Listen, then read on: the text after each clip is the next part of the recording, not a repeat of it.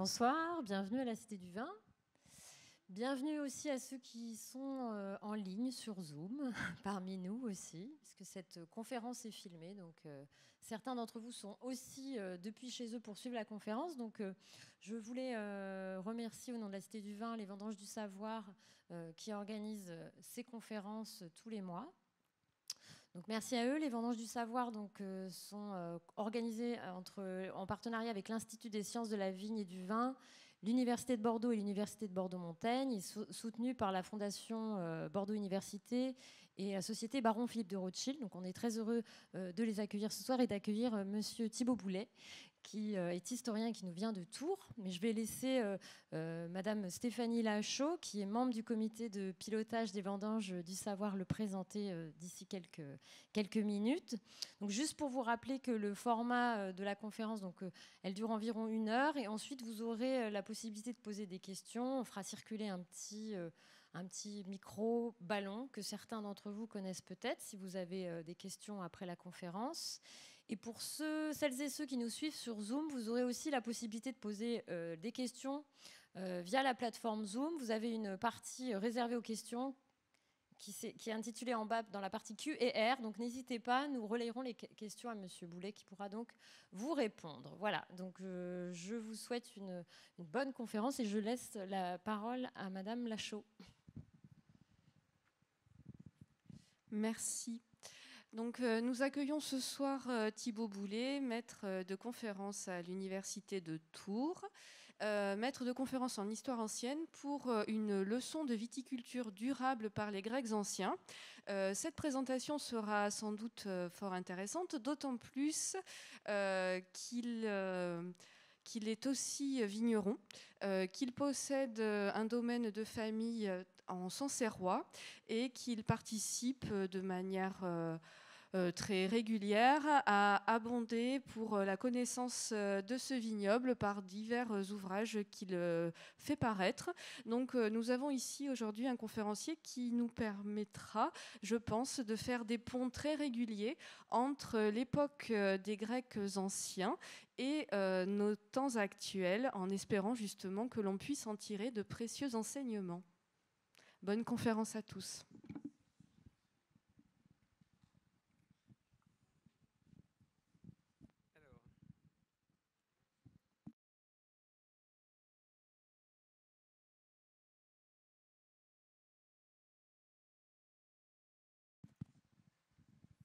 Merci Stéphanie, merci aux Vendanges du Savoir de cette invitation. Merci à l'Université de Bordeaux, l'Université de Bordeaux-Montaigne, merci à l'Institut des sciences de la vigne et du vin, merci aux sponsors. J'ai peur d'oublier des gens, il ne faudrait pas que ça se voit sur la vidéo. Et merci surtout à vous qui êtes présents ou bien en ligne ou bien dans cette salle, qui êtes venus écouter une leçon de viticulture durable. Alors, cette question de la durabilité dans l'Antiquité peut paraître en première analyse un non-sujet, comme pour toute période antérieure à la chimie et à la mécanisation de l'agriculture. Mais si on y regarde de plus près, cette question n'est pas si absurde. Les Grecs étaient attachés à un idéal d'autarcie, d'autosuffisance, et vivaient dans une région montagneuse de la Méditerranée où la catastrophe et l'accident sont la norme.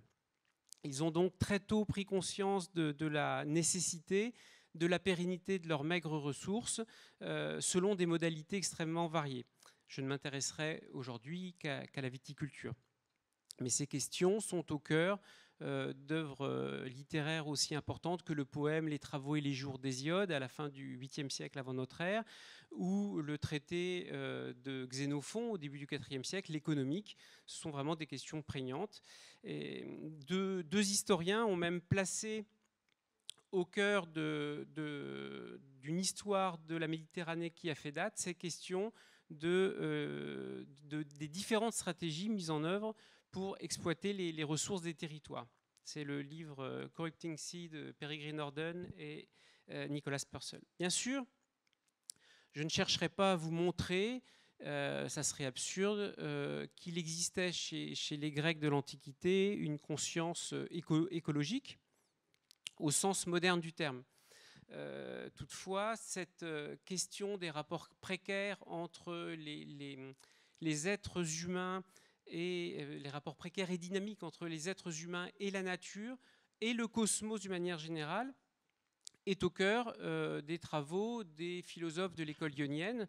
On peut citer Héraclite d'Éphèse, on cite jamais assez Héraclite d'Éphèse, et à la suite d'Héraclite d'Éphèse, les travaux d'Empédocle ou Démocrite, au 5e siècle et à la charnière des 5e et 4e siècles, ces travaux forment la base finalement conceptuelle à laquelle se réfère l'écologie humaniste d'aujourd'hui. Alors cette question de la durabilité, elle ne se pose pas seulement en termes politiques, en termes économiques ou en termes philosophiques.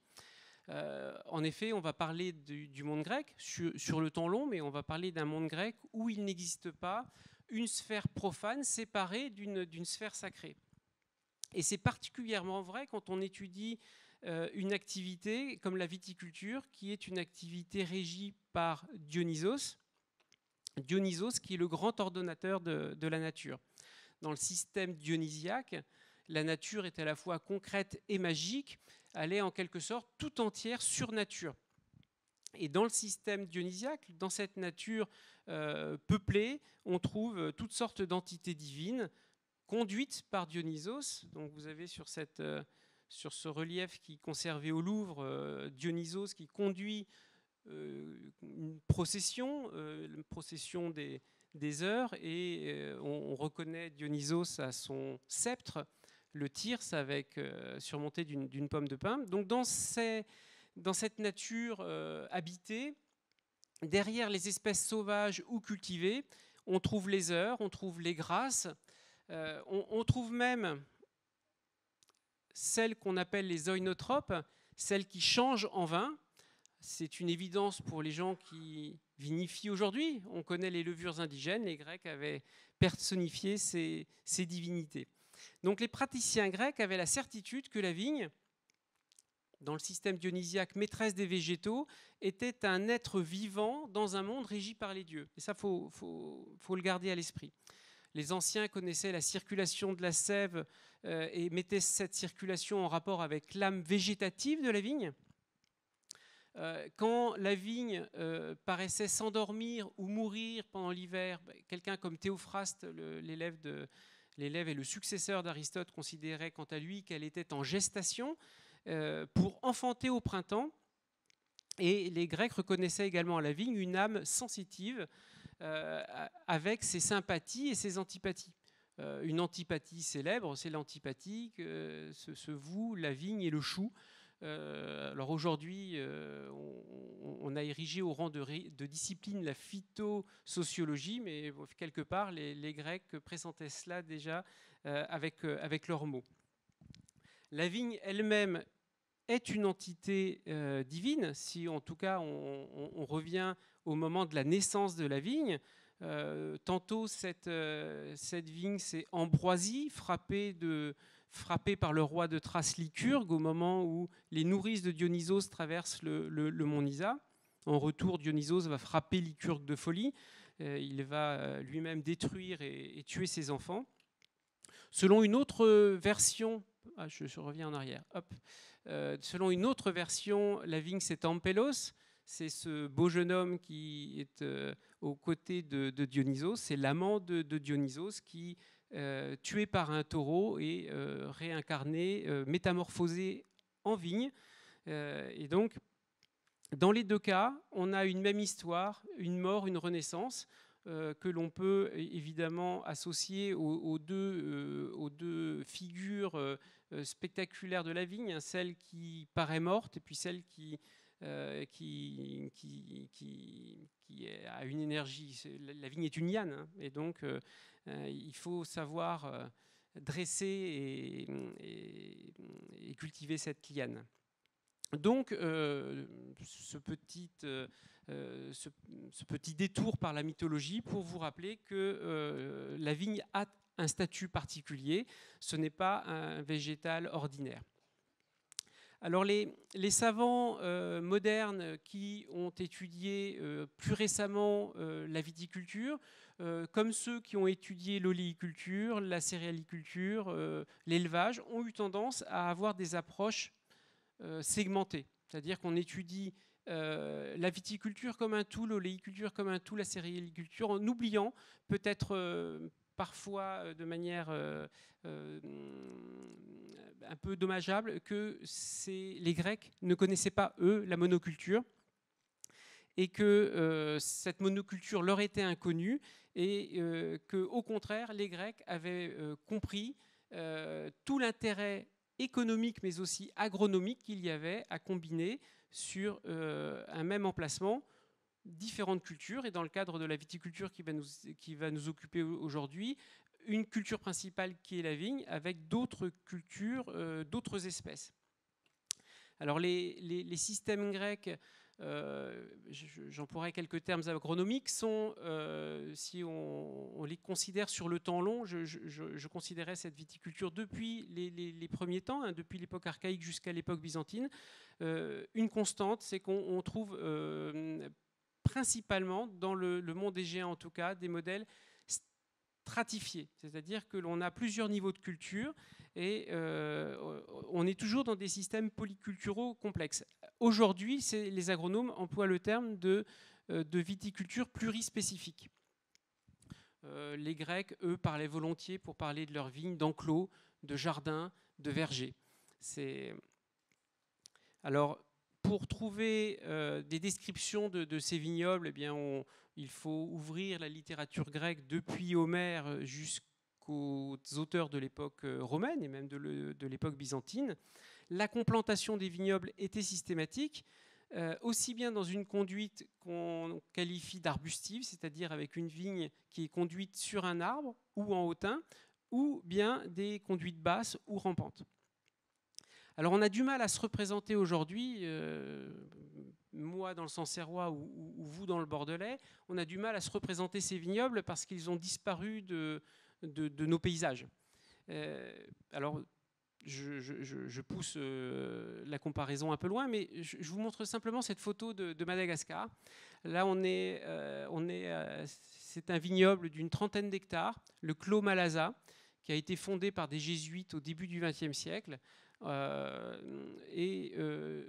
Encore récemment, on trouvait dans ces vignes, on trouvait des plantes fourragères, on trouvait des céréales, on trouvait les plantes du potager. C'était un espace où cette terre pourtant maigre, alors cette terre à l'époque, elle était enrichie avec du fumier de zébu tous les 3 ans. Donc, ce qui permet de faire pousser les légumes du potager. Et finalement, cette image de Madagascar ressemble un petit peu à ce que les Grecs pratiquaient.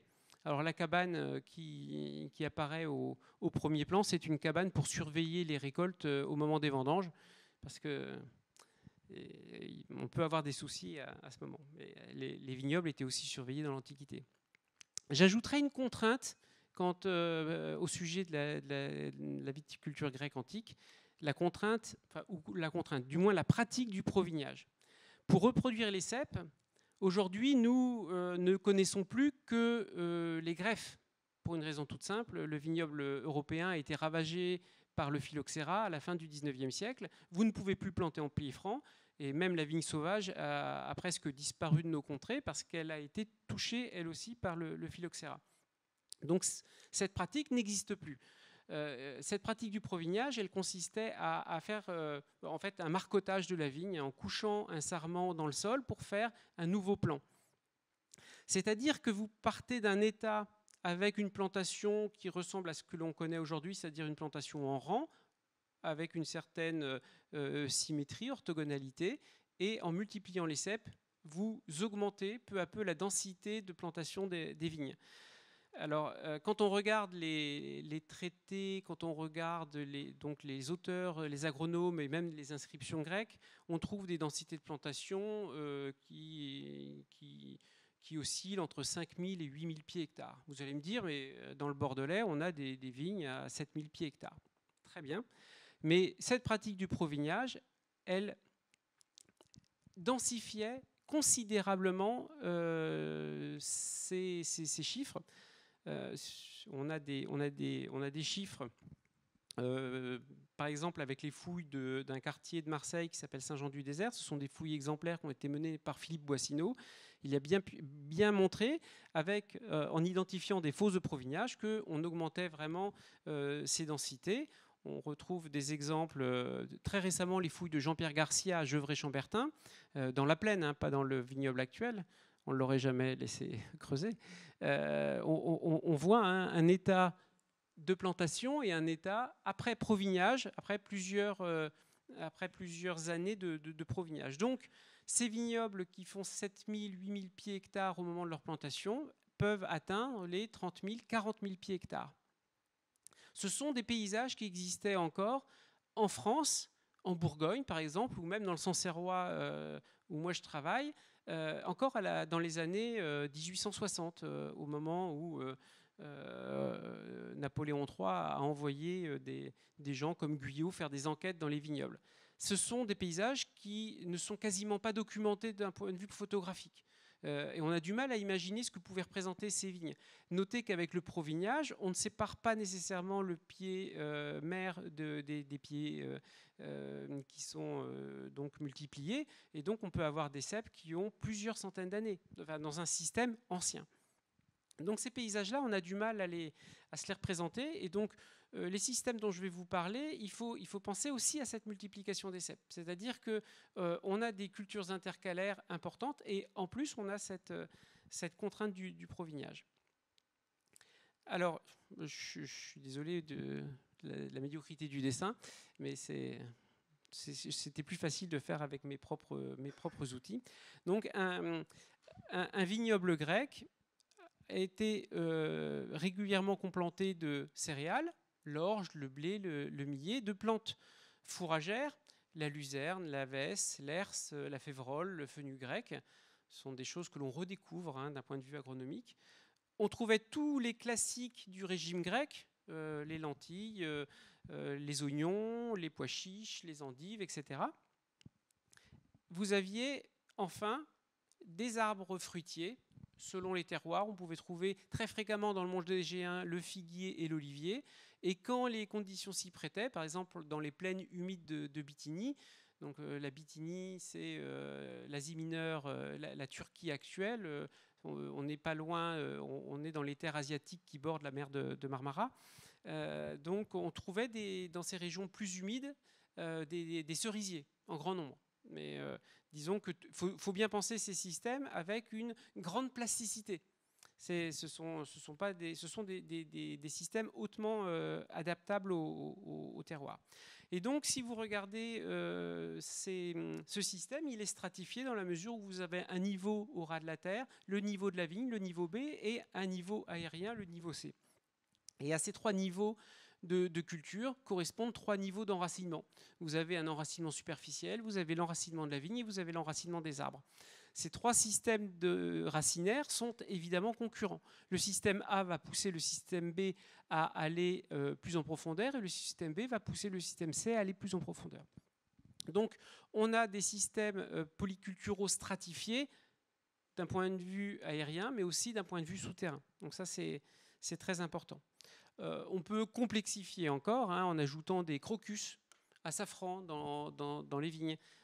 Certains vignobles étaient réputés pour la qualité des safrans que l'on récoltait, les stigmates à safran que l'on récoltait l'hiver. C'est vrai, une cité d'Éolide, Aïgaï, qui intéresse certains dans le public. Donc, je fais quelques clins d'œil. Et je montre également une fresque très ancienne, puisqu'elle est d'époque mycénienne, une fresque de Terra, donc une fresque qui a été amplement commentée. On y voit une cueilleuse de safran. Donc une cueilleuse qui prélève les stigmates du safran, les stigmates à safran, et les commentateurs se sont surtout intéressés à la nature de ce safran. Est-ce que c'est un safran sauvage ou est-ce que c'est un safran cultivé ? Mais les commentateurs n'ont pas prêté attention à ce que vous voyez peut-être à l'écran, les formes les patatoïdes que l'on voit le long des bulbes, ce sont certainement des ceps de vigne. Le safran se récolte à la fin de l'automne, à l'hiver, c'est-à-dire au moment du repos végétatif de la vigne. Et on a peut-être là le témoignage très précoce d'une introduction dans un vignoble de crocus à safran. Quant à l'ancienneté de ces modèles dans le monde mycénien, elle est bien attestée par les tablettes. On a de nombreux textes, enfin, on a suffisamment de textes pour savoir que l'association du figuier, de la vigne et des céréales, par exemple, était pratiquée dès l'époque mycénienne. Alors, si je dois faire un bilan d'un point de vue agronomique de ces cultures intercalaires, il faut insister sur le fait que dans un contexte méditerranéen, ces cultures intercalaires, elles vont faciliter l'infiltration avec des racinaires de surface qui vont favoriser l'infiltration d'eau de pluie. C'est particulièrement utile quand il y a peu de précipitations et qu'il faut recharger la réserve utile. Ces cultures intercalaires, elles vont protéger les sols de l'érosion hydrique, de l'érosion éolienne, du rayonnement solaire. D'une manière générale, cette couverture de surface préserve la qualité des sols. Je vous ai parlé de la concurrence. Ces cultures intercalaires favorisent l'enracinement de la vigne en profondeur. Ça veut dire qu'elles vont inviter la vigne à aller chercher plus en profondeur sa nourriture et son alimentation en eau. C'est particulièrement utile en cas de stress hydrique intense. Et on est évidemment dans des régions où la vigne connaît du stress hydrique intense. Alors, il y a ça et là des possibilités d'irriguer certaines plantations, mais on est quand même dans un monde où il faut, au contraire, tenir le plus grand compte de cette question des ressources en eau. On sait aujourd'hui, mais les Grecs l'avaient empiriquement compris, que c'est un système qui se régule, c'est-à-dire que les cultures intercalaires forment un habitat pour une microfaune qui va être utile contre les bioagresseurs de la vigne. Et enfin, et ça aussi c'est quelque chose que les Grecs avaient bien compris, je vais développer ça dans un instant, on associait des plantes fourragères fixatrices d'azote à la vigne, c'est-à-dire que on se donnait les moyens de la pérennité du vignoble. Donc tout ça, finalement, montre que l'introduction de cultures intercalaires n'est pas incompatible avec une démarche de qualité. On pourrait en parler plus longtemps. Les arbres des enclos, on pourrait tirer à peu près les mêmes bilans, mais surtout ces arbres produisent de la biomasse qui vont également contribuer à la pérennité du système en stockant du carbone dans les sols. Ça, les agronomes, notamment d'AgroParisTech, ont bien montré que des cultures sur plusieurs générations de vignes avec des systèmes de complantation augmentait vraiment les stocks de carbone dans les sols, ce qui fait que finalement la vigne, elle s'améliore les terrains s'améliorent génération après génération. Donc ces arbres fournissent aussi une protection des cultures, bon, ça, et l'érosion du sol et la biodiversité fonctionnelle. Donc ça, c'est même constat. Alors, on peine à trouver aujourd'hui des systèmes, ce qu'on appelle aujourd'hui de l'agroforesterie viticole. Quelques essais ont été menés à partir de la fin des années 90 par Christian Deprat de l'INRA. Là, c'était une association entre cormier et vigne. Il y a à peu près 2,50 m entre les arbres et les vignes. Et donc, on a pu mesurer les atouts que constituaient ces cormiers dans les vignobles. J'insiste pas davantage. Ce que je voudrais surtout dire, c'est que les Grecs ont diffusé ces pratiques, ces modèles de viticulture plurispécifique tout autour de la Méditerranée, dès les 8e, 6e siècles, c'est le moment de la colonisation. Et après la conquête du royaume perse par Alexandre, c'est un clin d'œil à Laurent. Je vous montre la carte donc de cet empire et de l'ampleur des conquêtes d'Alexandre, surtout pour vous montrer le nouveau terrain de jeu pour les Gréco-Macédoniens qui ont pu implanter dans des terroirs aussi différents que la vallée du Nil ou les hautes satrapies d'Asie centrale, leur modèle de viticulture. Alors, les Grecs n'ont pas duré finalement très longtemps dans ces régions. Dès le IIe siècle avant notre ère, ils disparaissent du paysage politique, mais les paysages demeurent, les vignobles demeurent. On le sait notamment avec un texte précieux pour les historiens de la Chine et précieux également pour nous, texte qui mentionne l'existence à la fin du IIe siècle avant notre ère de vastes vignobles en Sogdiane, donc dans l'actuel Ouzbékistan, c'est la vallée de Fergana. Et on le sait parce qu'un texte chinois qui s'appelle le Xinji nous compte notamment les ambassades d'un envoyé d'un empereur qui s'appelle Wudi, c'est un empereur de la dynastie des Han antérieures, qui envoie Xianqian dans ces provinces. Ce sont plusieurs ambassades, et dans le récit de ces ambassades, il est question des vastes domaines viticoles qui existent encore à cette époque. Il est question de vastes domaines produisant des vins qui se gardent 20 à 30 ans. Donc ce sont des choses tout à fait comparables avec ce que l'on trouve au nord de la mer Égée, à Thasos ou à Maronée à la même époque. Il est question également de réserves colossales de vin. On parle de réserves de près de 10 000 hectolitres de vin. Pour vous donner une petite idée, 10 000 hectolitres de vin, il faut, à raison de 60 hectolitres hectares, à peu près 170 hectares de vignes aujourd'hui pour faire cette quantité de vin. Ça vous donne une idée des quantités colossales, et il est question de plusieurs domaines qui ont des stocks de cette importance. Donc,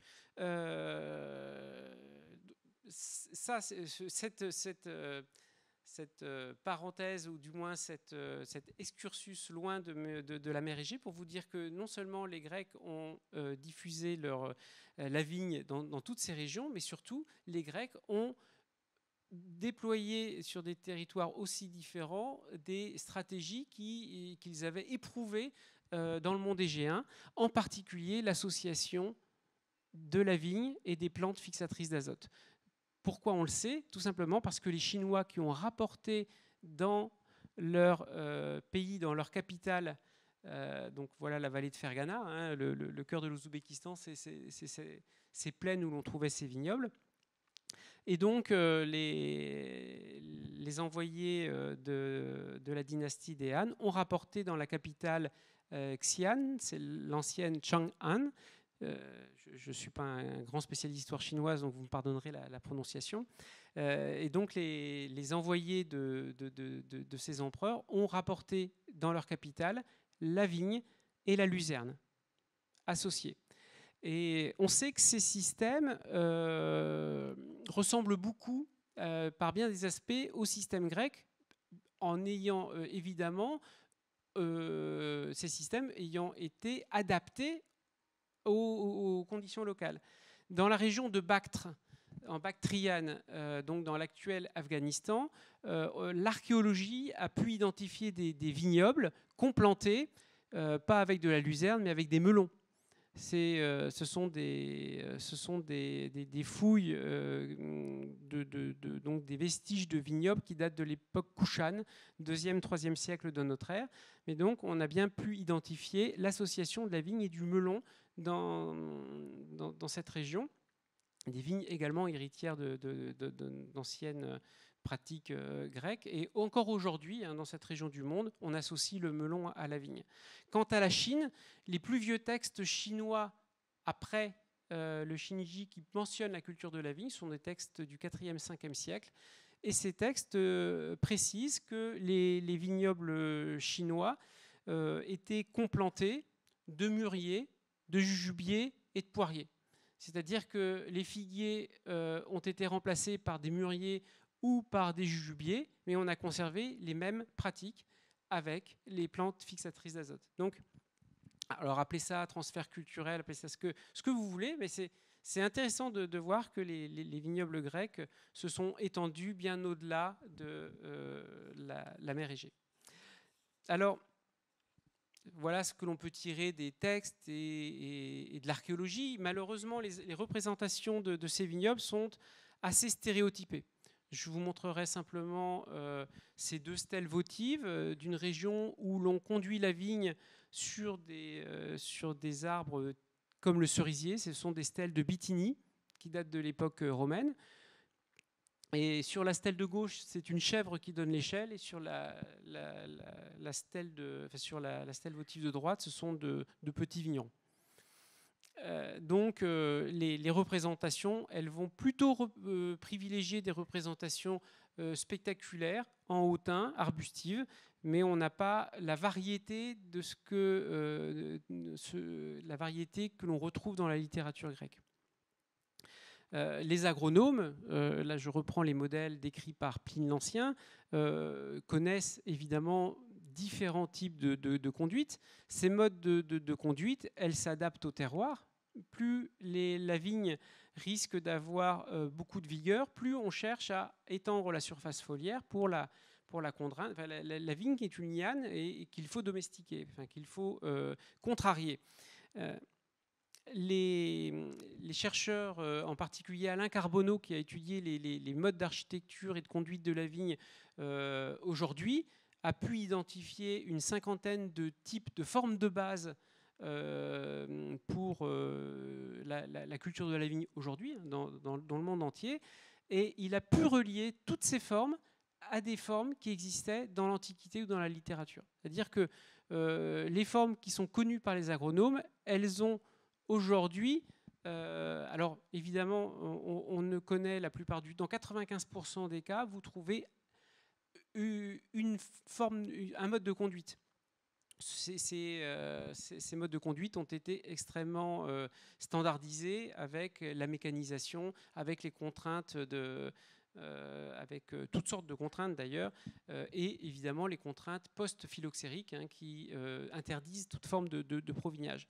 Mais ces formes recensées par Alain Carbonneau, je vous les montre rapidement, ces formes ont toutes un ancrage dans l'Antiquité. Alors, je ne peux pas vous citer toutes les conduites spectaculaires qu'on retrouve dans la littérature grecque. Je me contenterai de citer un auteur du IIIe siècle avant notre ère, Apollonios de Rhodes, qui a raconté le voyage de Jason et des Argonautes en Colchide, et qui décrit les jardins du roi Aïétès, donc roi auquel ils vont voler la toison d'or. Et donc Apollonios décrit le haut berceau de vigne de ce roi. La Colchide, c'est l'actuelle Géorgie, c'est aussi un pays qui a hérité de savoir grec. L'archéologie, d'ailleurs, permet de mettre en évidence des modes de conduite spectaculaires. Les fouilles de Jean-Pierre Garcia à Gevrey-Chambertin, dont je vous parlais tout à l'heure, ont pu mettre en évidence, grâce à la présence de trous piqués, des conduites en plan incliné, qui finalement se retrouvent aujourd'hui dans plusieurs régions du monde. Notez que là, on est situé dans une situation de plaine. Malheureusement, les traces de plantation, on peut les identifier que dans ce type de contexte. On ne peut pas identifier de traces de plantation dans des coteaux. Ça serait très intéressant, mais les contraintes de l'érosion font qu'on ne conserve pas ce genre de traces. On ne retrouve que des plantations de ce type en plaine. Et donc, on n'a pas de contraintes hydriques dans ce genre de système, et il faut donc trouver des modes de conduite adaptés pour brider la vigueur de la vigne. Les représentations, l'iconographie vasculaire, comme finalement pour les stèles votives, vont privilégier les conduites en tonnelle, en pergola. Je vous montre 3-4 exemples. Donc avec des vases ou des amphores qui datent toutes de la fin du VIe siècle. Sur cette premier amphore, on peut trouver 5 satyres, ventripotents, poilus, qui s'activent autour de la cuve de foulage. Et vous voyez en arrière-plan ces vignes arbustives que l'on retrouve également dans ces vendanges dionysiaques. Ce sont toujours des productions de la même période. Sur cette représentation conservée au musée étrusque de la Villa Julia à Rome, alors au premier regard, vous identifiez évidemment Dionysos sous la tonnelle. Il y a 3 magnifiques pieds de vigne qui sont conduits en hautain. Et après, à peine plus gros que les grappes, on voit les satyres vendangeurs. Donc, c'est les représentations en ce qui concerne l'iconographie vasculaire. Malheureusement, on n'a pas d'autres représentations que ces conduites en tonnelle. Donc, dernière image, hein,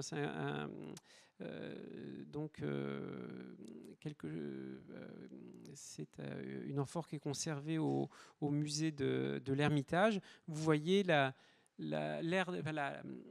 cuve de foulage, hein, qui est très plate et qui est surélevée de façon à ce que le jus s'écoule par gravitation. C'est vraiment, là aussi, du point de vue des méthodes de vinification, des choses très intéressantes. Les vases, les représentations sur stèle ne montrent pas les limites de ces domaines. En revanche, la littérature agronomique s'intéresse de près à des arbres qui disparaissent peu à peu de nos paysages. Ce sont les trognes, les arbres têtards, et qui avaient une grande importance dans le monde grec, et en particulier en limite de domaine. Donc ces arbres sont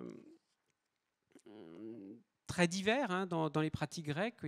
On trouve des chênes, des saules, des ormes, des platanes. Et ces arbres avaient eux aussi l'immense intérêt de créer de la biomasse et, d'un point de vue économique, de fournir du bois de chauffage, du bois pour les échalas pour la vigne. Donc on trouve toujours autour de ces vignobles complantés des arbres qui cherchent à clore l'espace. Et d'ailleurs, ces vignobles enclos présentent beaucoup d'analogies avec les lieux de culte consacrés à Dionysos. Il y avait beaucoup de lieux de culte en plein air consacrés aux dieux, et les vignobles étaient aussi des lieux clos.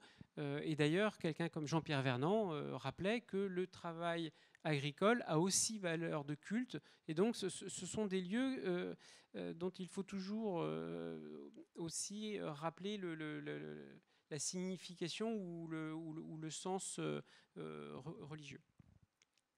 Alors, l'administration de ces enclos, l'administration de ces vergers, de ces jardins, appelez-les comme vous le voulez, donc ces systèmes de viticulture plurispécifique devaient être administrés comme le macrocosme régi par les dieux. C'est-à-dire qu'il fallait que l'administration du microcosme de l'enclos soit réglée sur l'ordonnancement du macrocosme régi par les dieux olympiens. C'est pourquoi le calendrier des façons était calé sur le calendrier des astres. Alors, je reviens sur les trognes, hein, pour vous montrer quelque chose qui a été mis en évidence assez récemment. Les arbres taillés en trogne créent énormément de biomasse. À peu près 3 fois plus qu'un arbre dans un système simple d'agroforesterie. Une rare représentation d'un platane taillé en trogne, une monnaie de Gortine qui montre la fille d'un roi phénicien, Europe, qui a été enlevée par Zeus, qui s'est changé en taureau et qui a emmené Europe à Gortine et qui s'est unie à elle au pied d'un platane qui est resté vert. Donc c'était l'arbre emblématique de Gortine, et c'est un arbre taillé en trogne. Donc le calendrier des façons était réglé sur le calendrier des astres. C'est d'ailleurs sur la base de ces analogies que Xénophon voulait confier la bonne administration de la cité à des propriétaires fonciers, eux-mêmes bons gestionnaires de leur domaine. Donc on retrouve ces préceptes astronomique, notamment dans l'agriculture nabatéenne. L'agriculture nabatéenne est un texte syriaque héritier d'une compilation d'Anatolios de Bérite, donc une compilation du IVe siècle de notre ère, qui est passée en syriaque et qui nous montre combien les Grecs attachaient de l'importance à attacher à chaque plante différentes influences astrologiques. Chaque plante était régie par 2 astres et ces astres, on les choisissait parmi les 7 planètes, ce qu'on appelait les 7 planètes, c'est-à-dire les 5 planètes connues, la Lune et le Soleil. La vigne, quant à elle, était placée sous l'influence de Jupiter et de Vénus. Je vous ai parlé d'Ampélos tout à l'heure. Après sa mort, Dionysos en a fait une étoile de la constellation de la Vierge, et le lever héliaque, c'est-à-dire l'apparition à l'horizon de cette étoile à la fin de l'été, marquait le début de la vendange. Donc ces systèmes nécessitaient des connaissances à la fois agronomiques et aussi astronomiques, et nécessitaient la maîtrise de différents cycles végétatifs. Donc le complantage, pour revenir au complantage rapidement, c'est une question qui posait beaucoup de problèmes aux agronomes à cause de ces questions d'enracinement, à cause de l'ombrage dont il fallait évaluer les effets sur la vigne. Et si je reprends la littérature agronomique, rassurez-vous, je vais passer rapidement sur ce point, mais vous connaissez l'adage, vous connaissez la maxime, du moins pour ceux qui font du jardin: un binage vaut 2 arrosages. Eh bien, dans la littérature grecque, on trouve des notations infinies sur ces questions. On trouve des notations infinies sur la hauteur des arbres insérés dans le système viticole. Hein. Donc, on pouvait aller jusqu'à 18 mètres de hauteur, 60 pieds, dans des terres suffisamment riches. Dans des terres maigres, on devait étêter les arbres à 2,40 m, à 8 pieds, pour éviter que la concurrence ne soit trop forte. Il fallait régler l'étalage des branches selon différentes orientations, selon les conditions. Bref, c'est quelque chose de très complexe. Donc, on va voir point par point le pilotage de ces systèmes stratifiés. J'étudierai successivement le travail des sols, les amendements, la lutte phytosanitaire et le travail variétal. Et je finirai sur ce qui pouvait être utile au moment des vendanges et des vinifications pour accompagner le processus fermentaire.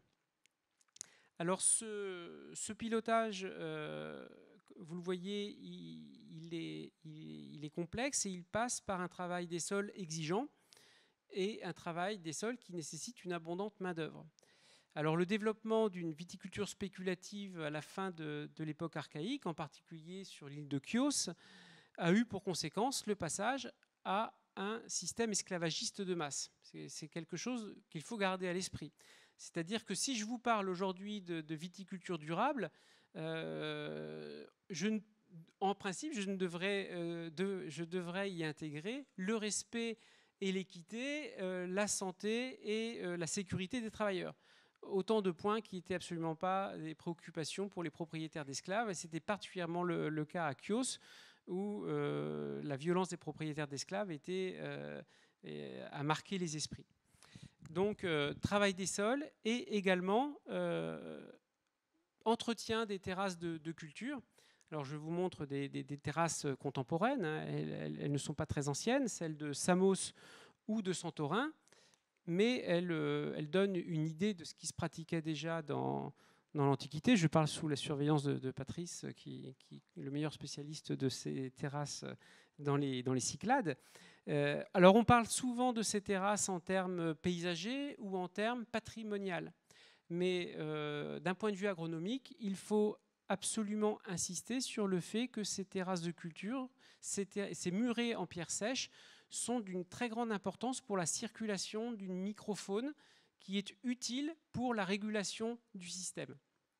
C'est-à-dire que ces murets ont aussi une grande importance agronomique. C'est ce que l'on appelle la biodiversité fonctionnelle au vignoble.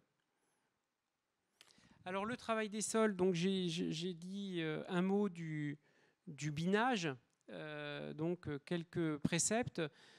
Si la pluie manque, le binage va réconforter la vigne assoiffée, la terre retournée rafraîchit la vigne assoiffée.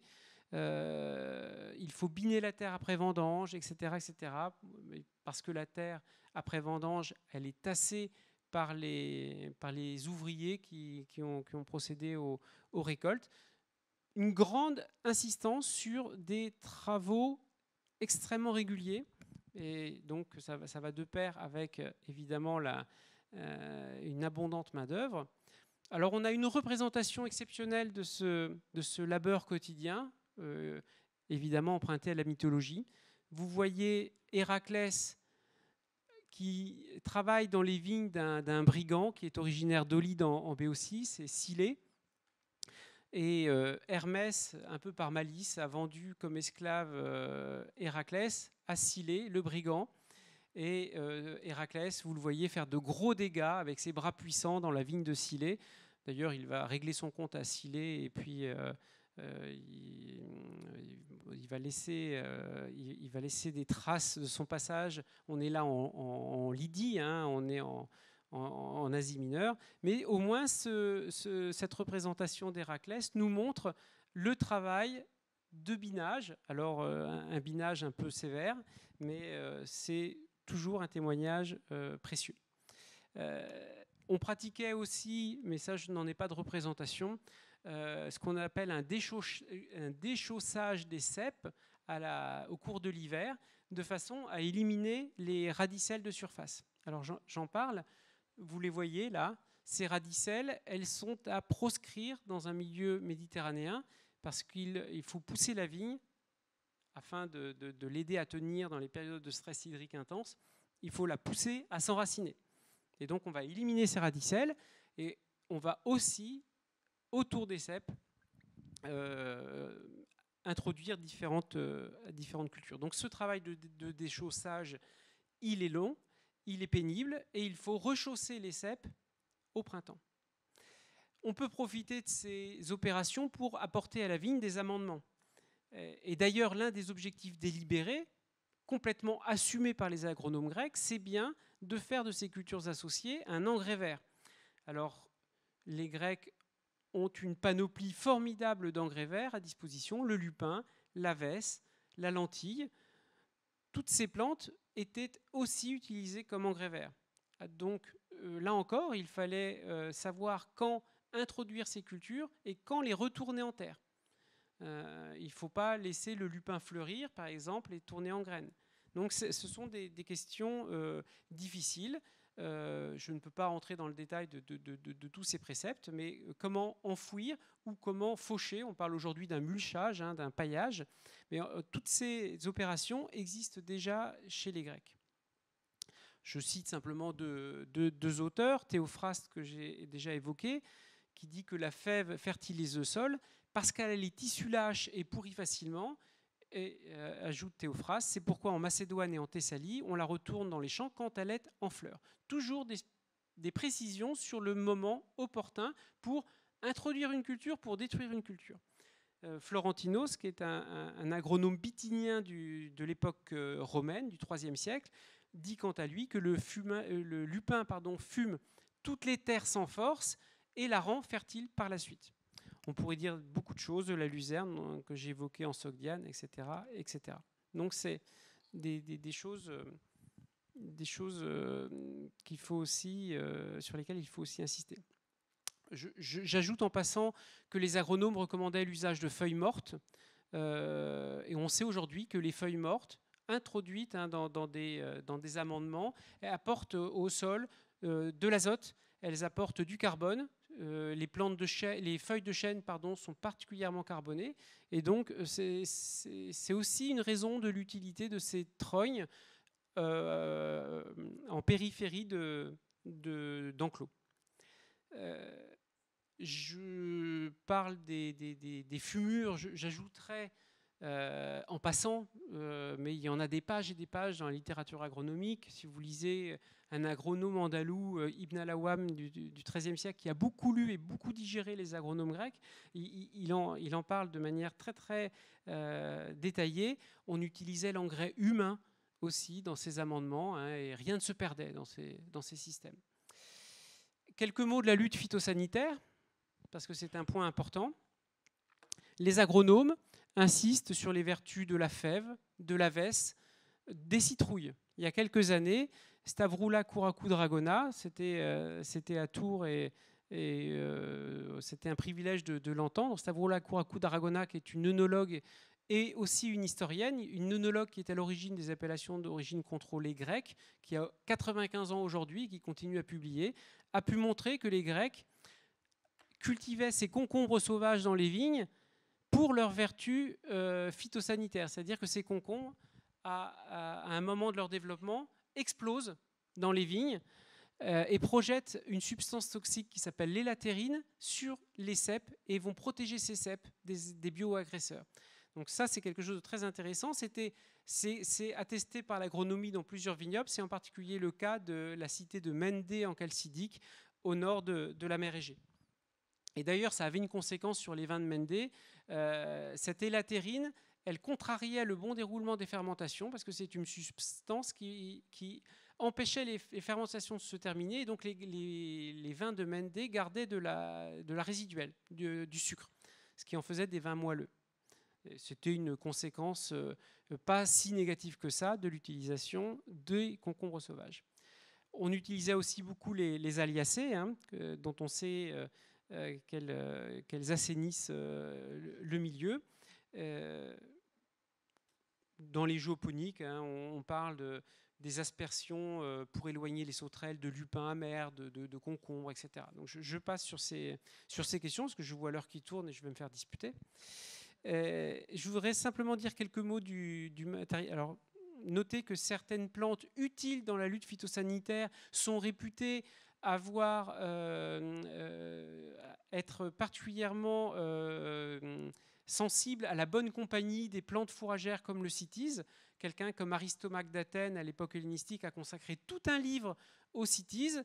Et il était lui-même un grand spécialiste des vins. Donc, c'est vraiment des choses qui sont liées. On s'intéresse aux vins, on s'intéresse aux plantes fourragères qui vont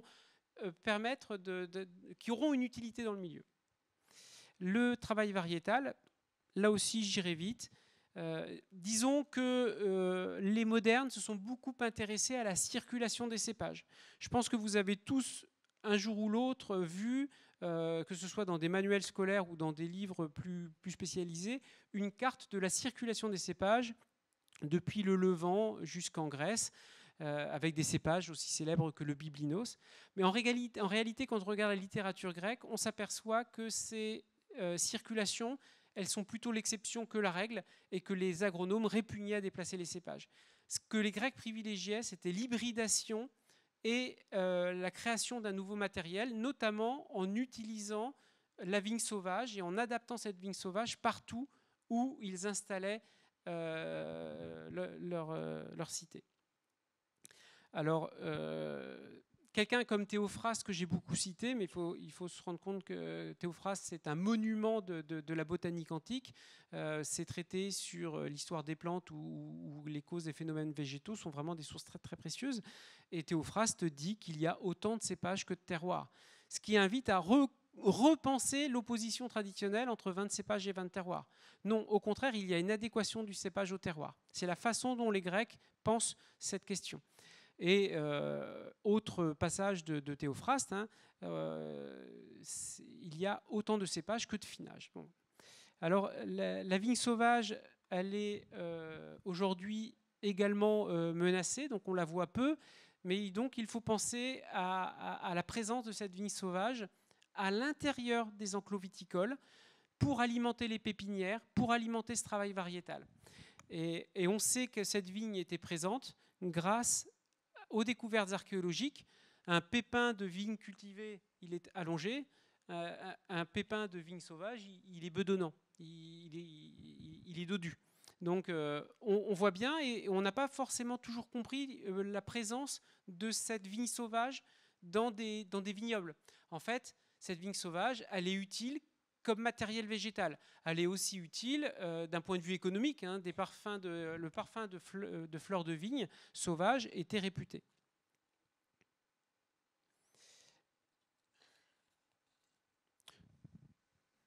Je parle du travail variétal. Il faut penser au complantage systématique, c'est-à-dire qu'on pratiquait systématiquement l'impureté variétale, et donc on n'avait pas peur de la diversité interspécifique et intraspécifique. Je cite rapidement Cassianus Bassus, donc, qui est l'auteur d'une compilation d'agronomes grecs, qui dit que une vigne qui n'est composée que d'une seule espèce est sujette à beaucoup de maladies et d'accidents. C'est exactement les problèmes qui se posent aujourd'hui aux viticulteurs avec les maladies du bois, des vignes dans lesquelles on trouve 8000 clones par hectare. Ce sont des questions qui ont été pensées. Alors, dans les vignobles, d'une manière générale, on trouvait des pépinières. Je citerai pour mes amis bordelais une pépinière de Milazza en Carie, mais c'est des choses qui se pratiquaient très généralement. Disons que dans l'épigraphie, c'est plus rare. Chose intéressante d'ailleurs, hein, les modes de reproduction en bouture sont si importants que le don de la viticulture à Icarios par Nonos de Panopolis au 5e siècle de notre ère, c'est d'abord le transfert de cette technique particulière, hein, une techné, la conception de bouture. Un mot et demi sur les auxiliaires œnologiques qui sont tirés de ces systèmes complexes. J'irai vite, je vous parlerai des lamiacées, c'est-à-dire toutes ces plantes réputées pour le thym, le romarin, le basilic, donc très utilisées en cuisine. Elles étaient utilisées dans le monde grec aussi pour accompagner les fermentations. On faisait des couronnes de feuillage de ces différentes lamiacées pour refermer la jarre après la fermentation, entre 5 et 15 jours de fermentation. Ça ralentissait fortement le processus fermentaire et ça inhibait les bactéries lactiques. On peut dire la même chose de l'hellebore blanc et de l'hellebore noir. Je n'entre pas dans les détails. Notez que l'on fabriquait aussi des vins d'absinthe ou d'hysope dans les vignes grâce aux cultures intercalaires et d'une façon un peu particulière qu'évoque Pline, c'est-à-dire que la simple cohabitation de l'absinthe avec la vigne suffisait à faire des vins d'absinthe. Alors quand on lit ça, évidemment, on peut douter de ces techniques, mais en fait, très récemment, je crois que c'est en 2016, et là je reprends mes notes, c'est une thèse qui a été soutenue à l'Université de Bordeaux, une thèse de Xavier Poitou, Contribution à la connaissance aromatique des vins rouges, et il a pu montrer qu'à Bordeaux même, la simple cohabitation de l'armoise avec la vigne suffisait à augmenter de manière significative la teneur en eucalyptol dans les vins, et donc à parfumer les vins. Des équipes australiennes ont mis la même chose en évidence. Hein. Les vignes qui sont bordées par des eucalyptus ont de très fortes teneurs en eucalyptol. Donc tout ce que l'on peut lire sur les vins médicinaux grecs sont à considérer avec attention. En tout cas, ça a été des découvertes récentes et très suivies par la communauté scientifique. Enfin, je parle en particulier des spécialistes des vinifications. Alors, quelques mots de conclusion. Vous le voyez, ces démarches, elles poussent très loin. L'association d'une culture principale à fonction de production, c'est la vigne, à d'autres espèces à fonction multiple, services environnementaux, engrais verts, protection des sols, production d'appoint, bref. On peut replacer dans ce contexte l'émergence de beaucoup de petites productions locales qui ont été valorisées à leur tour sur les marchés. J'ai parlé des plantes à bulbes, le safran. On peut parler des radilis de Thasos, des haricots de Lemnos, de l'ail de Ténos, des oignons de Sardes, etc. Donc d'une manière générale, la vigne ne s'est pas faite la culture de la vigne ne s'est pas faite au détriment des cultures vivrières. L'intégration des cultures fourragères permettait également d'intégrer l'élevage à ces systèmes. Et enfin, il n'y a pas lieu d'opposer ces pratiques polyculturales à une démarche de qualité. Ça, c'est très très important. Si vous reprenez la vision que les Européens avaient des géoponiques au XIXe siècle, c'était un tissu d'âneries, de superstitions. Et quand on reprend point par point ces préceptes grecs, généralement, on trouve des choses intéressantes. Donc, je dirais que les Grecs de l'Antiquité nous invitent à bousculer certains dogmes actuels. Notre viticulture reste une monoculture. Notre viticulture privilégie,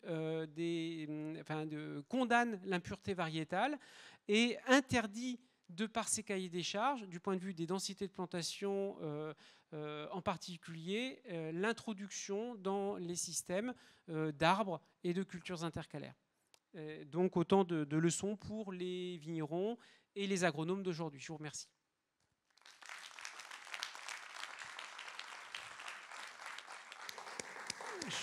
Je m'excuse auprès des gens sur Zoom, j'ai débordé de 3 minutes.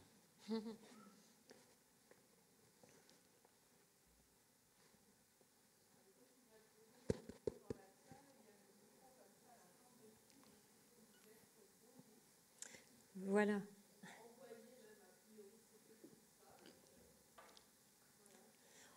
Voilà, je vais vous passer le micro. Par contre, il faut bien parler devant le micro, justement.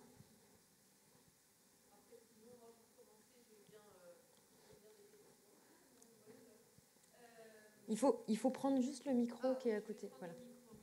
Pour le Zoom, sinon.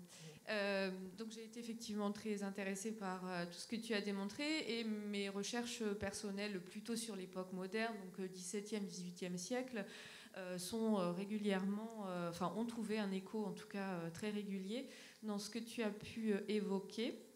Je me posais une petite question concernant les cultures intercalaires, enfin même une question très importante, c'est-à-dire qu'avec le système seigneurial qu'on observe à l'époque moderne, la permanence des cultures intercalaires est aussi un mode de résistance au prélèvement de l'impôt sur le vin exigé par les seigneurs. Alors, tu n'as pas évoqué, bien sûr... Non, mais d'un point de vue fiscal, effectivement, voilà, le système fiscal, mais ce qui compte, c'est l'immobilier, hein, c'est-à-dire c'est les cèpes. On compte les cèpes, mais les cultures intercalaires elles-mêmes, elles échappent en partie à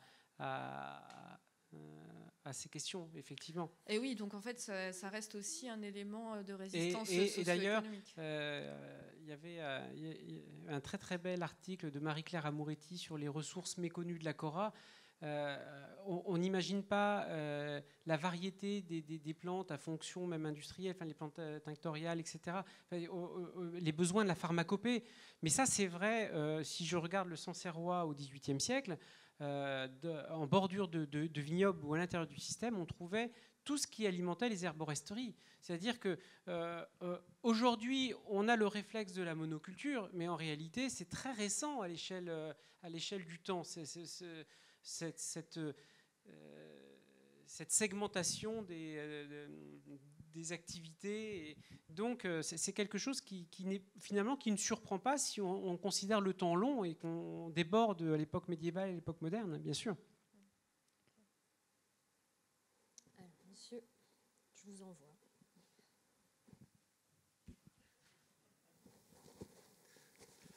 Oui, alors...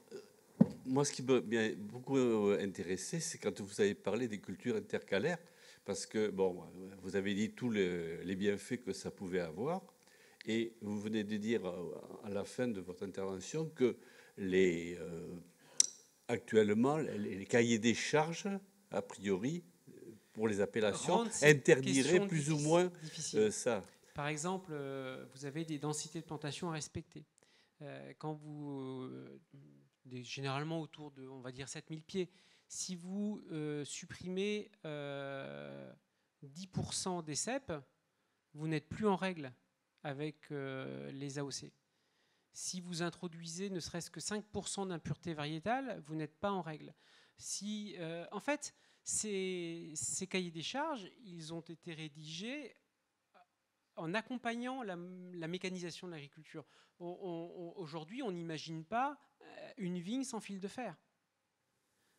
Est-ce que ces fils de fer sont partout indispensables? Voilà. Si vous voulez, on est enfermé dans des modèles. Ce n'est pas la responsabilité des AOC, parce que tous les vignobles peuvent demander la correction de leur cahier des charges. Je ne condamne pas l'INAO de ce point de vue-là. Je dis simplement qu'il y a tout un système qui peut être repensé. Et vous, en tant que viticulteur, si j'ai bien compris, vous avez des vignes. Oui.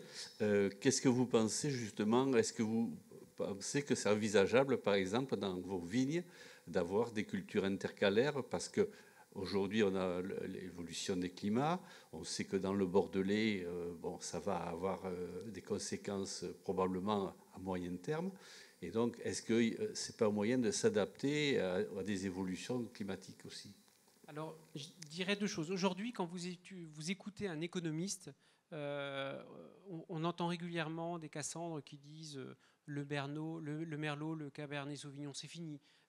En Bordelais, il va falloir penser à autre chose. La Syrah du Rhône, vous n'y pensez plus. Le Sauvignon, le Pinot Noir dans la Loire, le Chenin, il faut penser à autre chose. Non, en fait, ce que nous apprennent les Grecs de l'Antiquité, c'est que tout est question de pilotage. Tout est question de façon. C'est-à-dire que vous voulez éviter le gel hivernal, et bien vous taillez plus tard. Enfin, le gel de printemps, pardon, vous taillez plus tard. Et on le voit parce que sur 15 siècles, on a des changements climatiques. C'est-à-dire que le monde grec lui-même a été affecté par des périodes de réchauffement. Et on voit les méthodes évoluer. Et donc, ce n'est pas les cépages qui sont en première ligne, c'est les méthodes. Et je pense vraiment que les essais que je vous montrais dans l'Hérault avec des cormiers, c'était des arbres avec un feuillage assez peu dense et ça a donné de super résultats. Mais ce n'est pas applicable directement, ça représente des investissements aussi. Il y a des gens qui disent on va plutôt on va faire des pignons de pin parce que ça c'est plus rentable. Mais en tout cas, le champ des possibles, il est infini. Couvrir les sols, c'est fondamental aujourd'hui. Mais si vous êtes dans un vignoble un peu sourcilleux, si vous avez des herbes qui montent un peu trop, et bien, les voisins se plaignent. Et puis, vous avez voilà. Donc, il faut tout repenser. Il faut tout repenser. Mais le changement climatique, pour ça, c'est une aubaine. Hein. C'est-à-dire qu'on va aller plus loin. Mais je ne pense pas que ce soit une malédiction. Au contraire.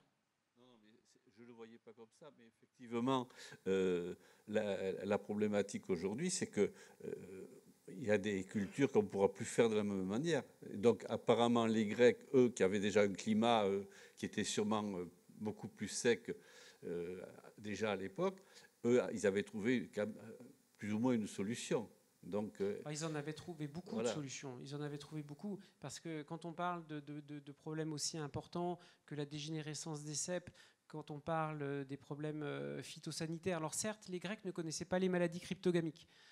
Ils avaient certainement eu d'autres problèmes qui seront difficiles aujourd'hui à 2000 ans de distance. Mais en tout cas, ils ont fait face à beaucoup de problèmes. Et j'en parlais avec ma collègue tout à l'heure qui étudie le Sauternais au XVIIe siècle. Dans son cas comme dans le mien, on a des productions de vins à très forte valeur ajoutée. C'est-à-dire qu'on fabriquait des vins que s'arrachaient les amateurs. Donc, ça a amené les Grecs à déborder d'inventivité. Alors justement, il y a une question Zoom à ce sujet. Quel type de vin produisaient majoritairement les Grecs, blanc, rouge, sec ou moelleux? Et autre question de cet auditeur sur le modèle, parce qu'effectivement tu as montré que les Grecs avaient créé un modèle, mais ont-ils reçu des influences extérieures? Donc en fait il y a deux questions en une. La question des influences,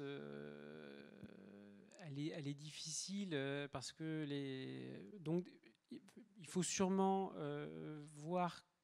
sûrement considérer que la vigne a été domestiquée à différents endroits à peu près au même moment. Donc l'idée qu'il y a un centre où l'on aurait inventé la viticulture qui se serait diffusé, à mon avis, c'est de moins en moins valide. Mais on est sur des périodes reculées et on voit que dès l'époque mycénienne, il y a déjà des systèmes polyculturaux stratifiés. Donc il y a certainement eu des influences, lesquelles, à quel moment, ça c'est très compliqué. Pour ce qui est des vins, pour le dire de manière un peu brutale, je dirais déjà qu'il n'y avait pas de vin rouge dans l'Antiquité. En tout cas, pas techniquement de vin rouge. Il y avait des vins qui avaient une couleur rouge à cause des cépages ou à cause des pigments dans de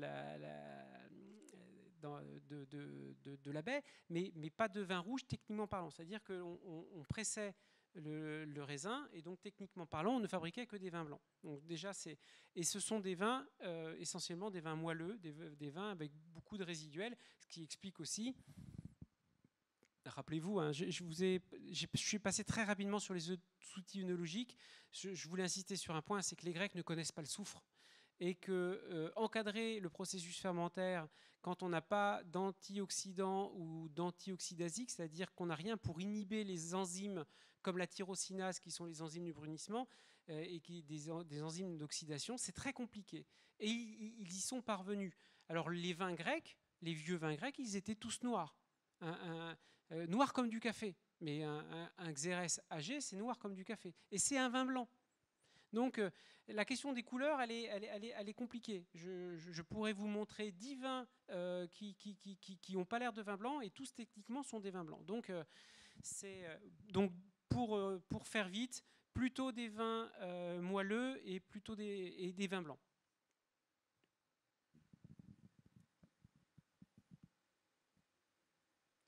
Bon, après, tu as parlé à plusieurs reprises du terroir. Effectivement, c'est un mot qui peut être un peu polysémique.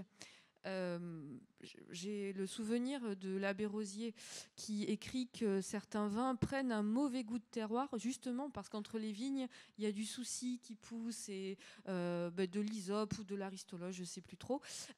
Du coup, finalement, les Grecs, dans les textes que tu as étudiés, est-ce qu'on peut imaginer ce qu'ils entendaient derrière ce terme ? On n'a pas quelque chose de comparable à ce que tu trouves dans les textes du XVIIe. Effectivement, le goût de terroir connoté négativement, ça on ne l'a pas dans nos textes.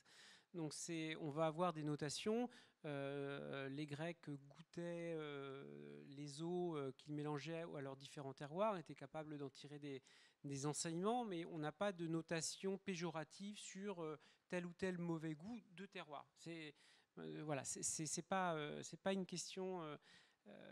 Mais après, c'est quelque chose qui est très très présent. Hein. Vitruve, qui est pétri de culture grecque, il a des pages fabuleuses sur les vins de terroir, c'est-à-dire comment on peut faire des vins si différents sur des substrats différents. Et c'est quelque chose qui est très présent dans les géoponiques, qui est très présent chez Théophraste, quand il dit que finalement, en se déplaçant un peu, tel terroir différent, donc il parle du finage, et il parle aussi des conditions climatiques. Donc il est sensible au microclimat dans des espaces. Théophraste, il ne décrit pas des choses très... c'est vraiment le monde égéen, c'est pas Pline. Et donc, c'est des questions qui sont sensibles, et je pense vraiment qu'ils approchaient notre propre conception du terroir, c'est-à-dire que la vigne d'un lieu pouvait être distinguée et délimitée et distinguée, hiérarchisée, etc. Tous les traités, ce sont d'abord des médecins qui ont hiérarchisé les vins. C'est un processus qui accompagne d'ailleurs toute la littérature médicale. Souvent d'ailleurs les médecins sont de grands amateurs de vin, c'est rassurant. Et donc c'est des questions qui sont toujours évoquées. C'est des vins de tel lieu. Il est question de vins de cépage dans l'Antiquité, mais c'est pas si fréquent. Il y a le célèbre cépage aminé à l'époque romaine, il y a le biblinos, mais quelques autres. Mais dans le banquet des sophistes d'Athénocratis, on parle avant tout de vin de terroir. c'est-à-dire de vin d'un lieu. Pas d'autres questions? Ah, si. Vous ne blessez pas, hein? J'avais une question qui était, qu'est-ce qui a fait que tous ces savoirs ont été perdus finalement? Parce que 1860, c'est pas si loin. Enfin, il y avait quand même des écrits, des encyclopédies à l'époque qui auraient pu... Alors, on a perdu beaucoup de choses. C'est vrai que je vous ai parlé de la compilation d'agronomes d'Anatolios de Bérite, la compilation de Cassianus Bassus. Je vous ai parlé des œuvres de Florentino. Ce sont que des textes qui ont disparu ou conservaient l'état de fragments. Donc ça, c'est un premier point. Il y a aussi toute une littérature grecque qui est passée au syriaque, à l'arménien, en arabe, et que les chercheurs de l'Antiquité grecque n'étudient pas ou peu.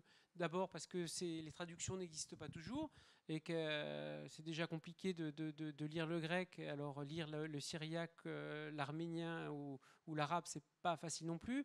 On trouve ça, par exemple, les textes andalous, c'est beaucoup les chercheurs espagnols qui s'en occupent, mais c'est un processus long. Donc, je peux vous citer Ibn al-Awwam, je peux vous citer quelques auteurs, mais il y a encore des choses à traduire et à redécouvrir. Et donc, il y a des choses qui ont été transmises. Par exemple, les livres concernant la viticulture et les vinifications des géoponiques, hein, c'est une compilation grecque qui a été formalisée sous Constantin VII Porphyrogénète au Xe siècle. Les 5 livres qui ont trait à la vigne et au vin ont été traduits en latin au XIIe siècle. C'est Burgondio de Pise.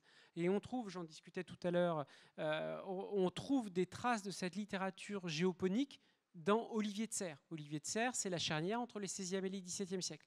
Donc tout n'a pas été perdu.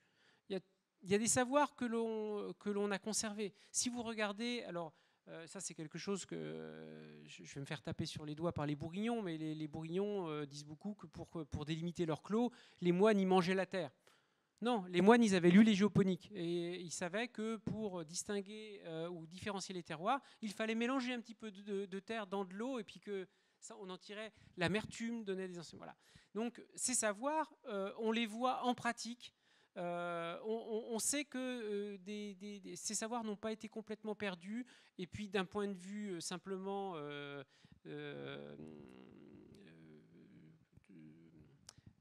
des usages, il y a des pratiques qui ont perduré. Si vous regardez les façons de faire le vin dans le sud de l'Espagne, on jurerait qu'on est encore à l'époque romaine.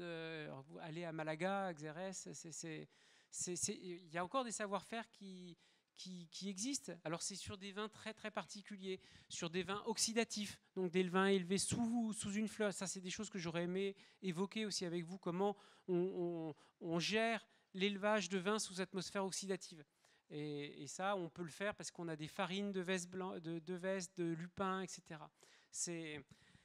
C'est un savoir qui, à mon avis, n'a pas été complètement perdu partout en Méditerranée, mais effectivement, qui a été quand même perdu de vue, du moins à l'époque médiévale et à l'époque moderne. Et ce qui est vraiment fascinant, c'est de voir à quel point on a considéré avec mépris cette littérature géoponique au XIXe siècle.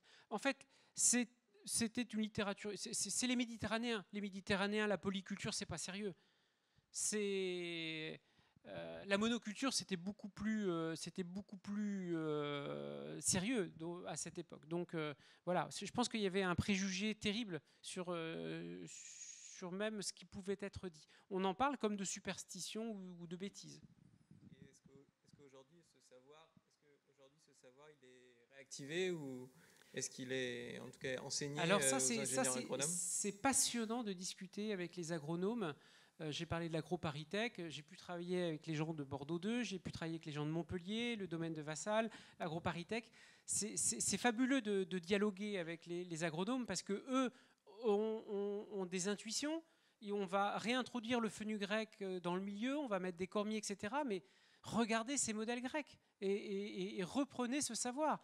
Et en fait, ça les passionne, mais simplement, on met pas...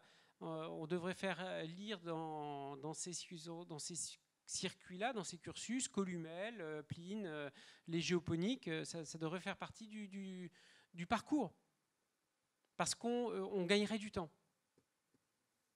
Mais c'est vrai aussi pour, et ça c'est, j'en ai parlé beaucoup avec des collègues de l'ISVV, c'est vrai aussi en matière de vinification. On est ici, c'est la capitale mondiale de l'œnologie, mais si on considère tout ce qui a pu être pratiqué par les Grecs, on n'a pas fini de tout explorer. Ça ne rapportera rien au laboratoire, donc je ne suis pas sûr que... Alors, on a une autre question sur Zoom. Enfin, on en a deux d'ailleurs. La gestion des insectes, je pense que tu en as déjà parlé. Alors, je ne sais pas si tu avais davantage à rajouter, notamment avec les concombres là, qui éclatent.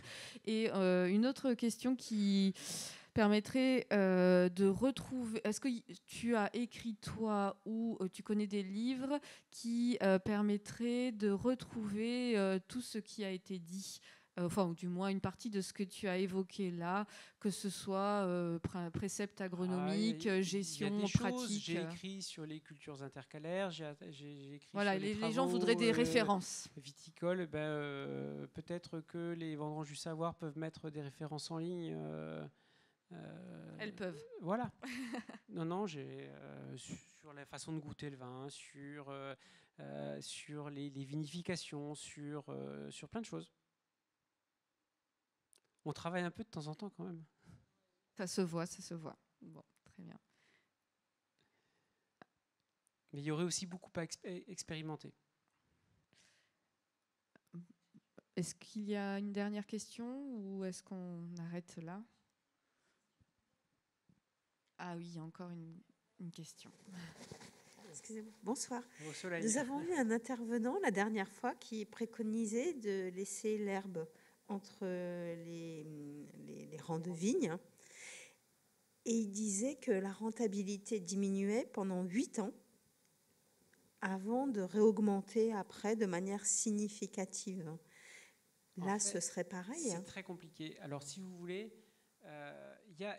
on a des intérêts objectifs à diminuer les rendements d'un vignoble.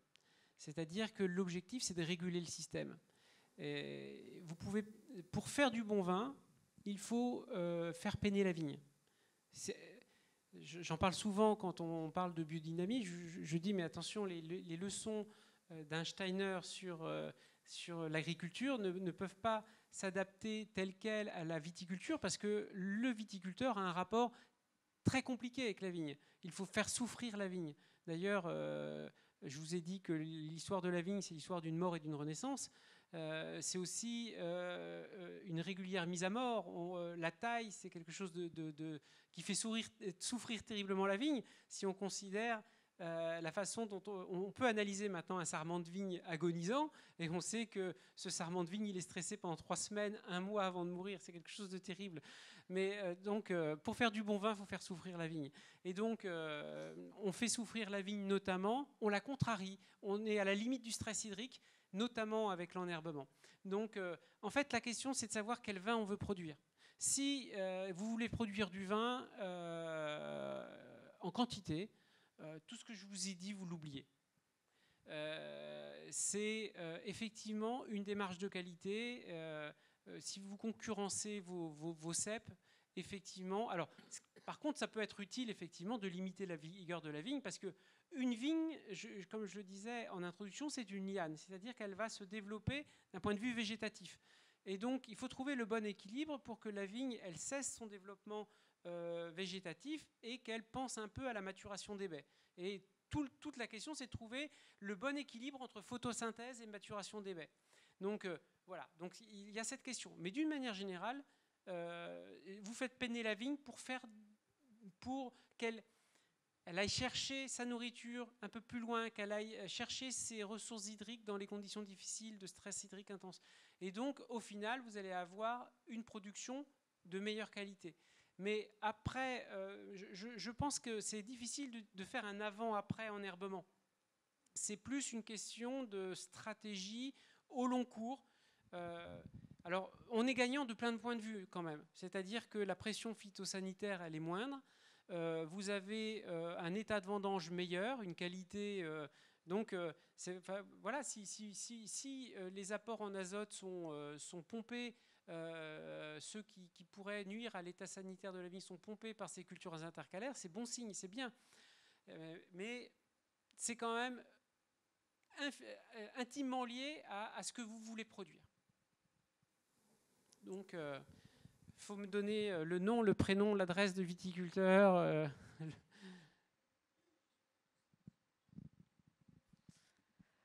Bon, eh bien, merci beaucoup Thibaut Boulet pour cette présentation extrêmement intéressante. Merci à vous.